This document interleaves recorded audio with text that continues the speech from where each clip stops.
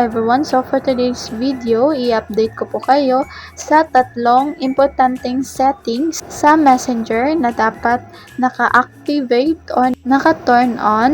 Dapat alam nyo to para automatic magiging safe po at magiging secure yung ating Messenger. So let's start! So ang una nating gagawin ay kailangan po nating i-update yung ating Messenger application kung hindi pa updated. So, para ma-update yan, pumunta lang tayo sa ating Play Store. Once makita na natin yung ating Play Store, i-click lang natin ito. Then, after that, i-click lang natin itong search button or search engine. At dito, i-type lang natin yung Messenger. I-click nyo lang itong update kasi in case of meron itong bagong features, may mga bagong settings, automatic magkakaroon ang iyong Messenger sa inyong device. Once updated na yung inyong Messenger, i-open lang natin ito. Automatic, mariredirect tayo dito sa ating Messenger. So, ano nga ba yung ating tatlong importanteng settings na naka-turn on or naka-activate dito sa ating device? So, ang una natin gagawin ay click lang natin itong menu button dito sa baba.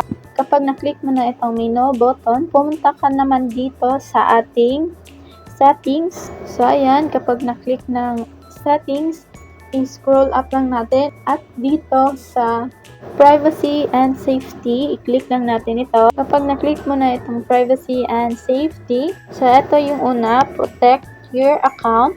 So, kapag once nakakita ka dito ng naka-blue dito sa taas, click mo lang itong start button na yan.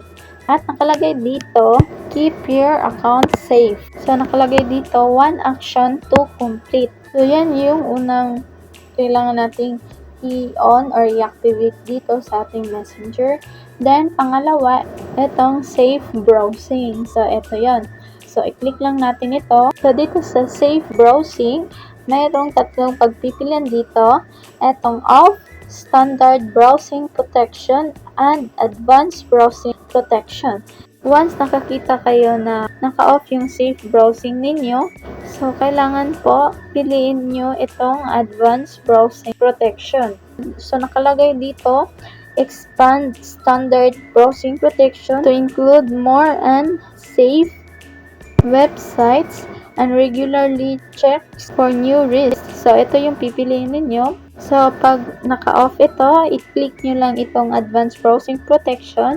Then, automatic naka-activate na yung inyong Advanced Browsing Protection. So, last but not the least, ito yung Protect IP Address in Calls.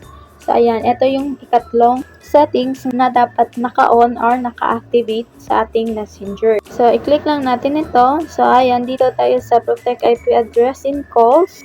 So, kapag ito yung nakalagay, naka-off yung ating Protect IP Address in Calls, kailangan po i-on or i-activate natin tong buttons na to para maging safe and secure yung ating Messenger account dito sa ating device. So, kailangan lang i-on ninyo yung button nito. So, ayan, kapag na-on na at kapag kulay blue na ito, so automatic activated na yan. So, once na-activate mo na yung tatlong settings na to, automatic po, safe and secure na po yung ating Messenger application dito sa ating device. So, yan lang po ang mga tips at paraan kung paano natin i-activate or i-on yung ating tatlong importanteng bagay na nandito sa Messenger. So, dito na lang po nagtatapos yung ating video. Sana ay may natutunan kayo. So, kung nagustuhan niyo ang aking video, please don't forget to like, share, comment, and subscribe for more tips and tutorials. Thank you for watching. God bless and bye-bye!